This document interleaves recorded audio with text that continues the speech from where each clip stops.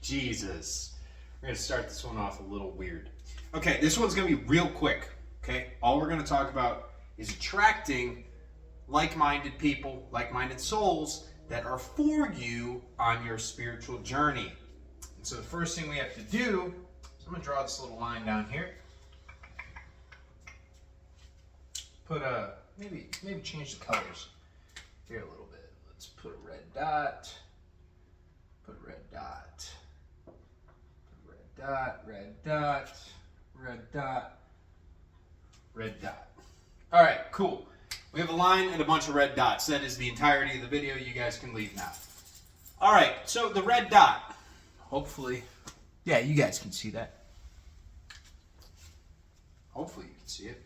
That is you. That is your physical form. So for the purposes of the video, we'll use just me, my dog, my parents, my friends, my family. All of these instances are these little red dots. And so we walk through this plane of existence, this matrix, and we look at everything else outside of ourselves as being separate from us. And that creates duality, which is separation, instead of oneness, which is, you know, we're all in this together, which is a great time.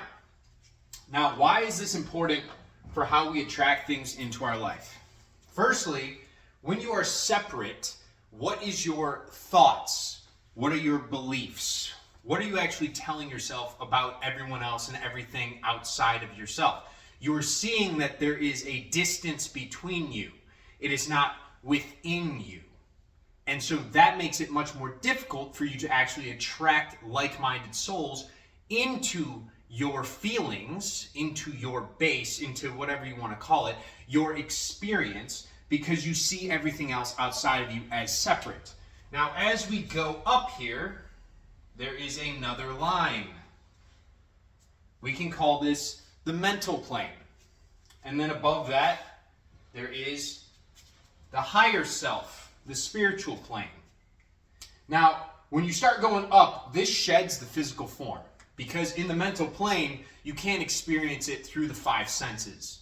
You know, your touch, your taste, your hearing, your sight, your smell. That is not of that plane. So this plane up here is more so of your imagination. This is of your belief system. This is the ideas that you embody about who you are, what you are. The I am that you carry out throughout your day, throughout your life. And this is more expansive. See, so each one of these dots starts to expand. Imagine like an upside down triangle. Okay? Just going to draw those real quick.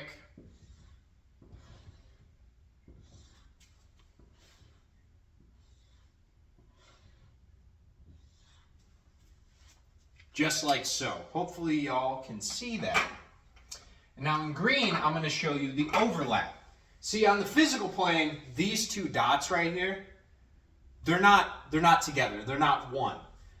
But as they start to go to this mental plane, there are shared beliefs. There are shared ideas. There's something, a piece of those souls that overlap with the other souls around them. And that's what actually attracts people into your life. So this one right here, there's an overlap. This one over here, there is another overlap. Pretty much across the board, there's just overlaps, okay? Except for this poor guy over here, because, you know, and this guy, because there's no one next to him.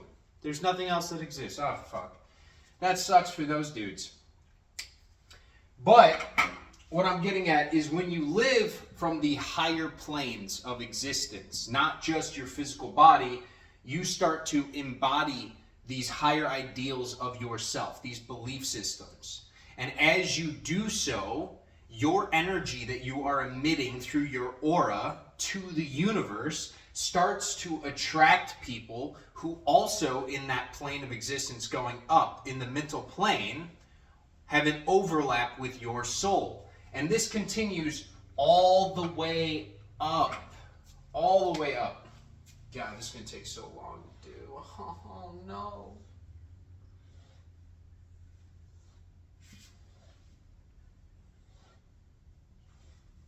I probably should have drawn this out beforehand, but then it would just be messy. All right? And you guys can see that. How all of these completely overlap up at the highest level. Because when you're at the soul level, the only thing that exists is yourself, the soul, and yourself is really just everyone within the self. I know that seems confusing when I say it, but this is the plane of separation, right? Physical bodies, having objects, having cars, having jobs, all this stuff, it creates separation. But as you remove those layers of separation, you get back to the truth, and the truth is oneness. And so when you live from a state of oneness and you have an idea, you don't even need to know fully what your blueprint is for why you're here. You just need a general idea. You'll start to embody this higher self version of you. Because this version of you that is living from the blueprint of what God wants you to do while you are incarnated here is much different than the physical body that just looks outside of themselves and sees separation everywhere. This one is all about unity. It is about togetherness. It is about love. It is about joy. It is about bliss. It is about the higher vibrational emotions. This one lives from lower states. When you are stuck in your body and you see people as the other, that is what gives way to the lower emotions. All of the lower emotions have to have somebody else outside of yourself. Okay? Think about fear. What are you in fear of? If you're the only thing that exists, if everything is within you, is there anything to fear? No. But when you're in fear, there has to be something that you're scared of. That means there's something outside of you. Doubt, there's something outside of you. Apathy, you don't care because you can't control necessarily everything outside of you, and that gives way to you being like, oh man, well, I might as well not fucking try. Anger is self-explanatory. Fuck you, right? It's one of those. Okay, so all the lower emotions, that creates this separation. Higher emotions of love and unity brings you up to this level. And when you're at this level, that increases your vibe. Ultimately, the entire point of all of this is increasing your vibe, increases your aura, and you attract people to you that share that vibration. Now, they don't have to have the exact same life path as you. They don't have to do the exact same things on the earth, because then, I mean, let's be real, it would be very boring. Nothing would ever get done. But when you live from a higher state of emotion, of unity, like, hey, these are my brethren, and I am doing what I'm doing in order to serve the collective, serve the whole, you start to attract like-minded people to you, and these are the opportunities. These are the doorways. But you can never attract a doorway to you as long as you are stuck inside of your body, looking outward, judging everything else. Like, it just doesn't work well for you. I did that for years. Guys, all right? And that was kind of embedded in me from school systems. That was embedded in me from the corporate culture, the jobs. You know, it was kind of that mindset of you have to just keep grinding away, slit other people's throats to climb up on their corpses, to get up, you know, higher into the echelon of the business. And it was always, there's something else outside of you that is trying to take something from you. And that kept me stuck. It kept me lower, and I had to work way harder in my life because I was not attracting opportunities that were good for my soul. I was disconnected from my soul. I only identified as being down here. But then as I started to increase my vibe and increase, I guess you'd call it knowledge, or just understanding. More importantly, it's understanding. Knowledge is kind of a trap, you see, because you tell yourself, oh my God, I know everything, I'm so smart. And then you realize you don't. And then you have to keep expanding and growing, but you can get stuck with knowledge in pride, where it's I know everything and I'm not going to change anymore, and therefore you turn off the tap that God is pouring into you that is forcing you to expand.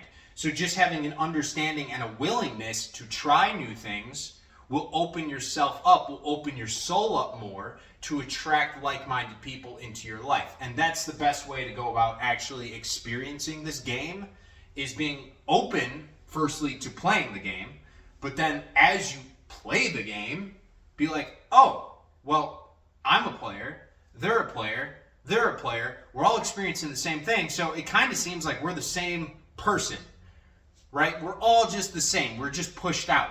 And based off of what my energy is internally, that dictates the other versions of me that I attract into my life.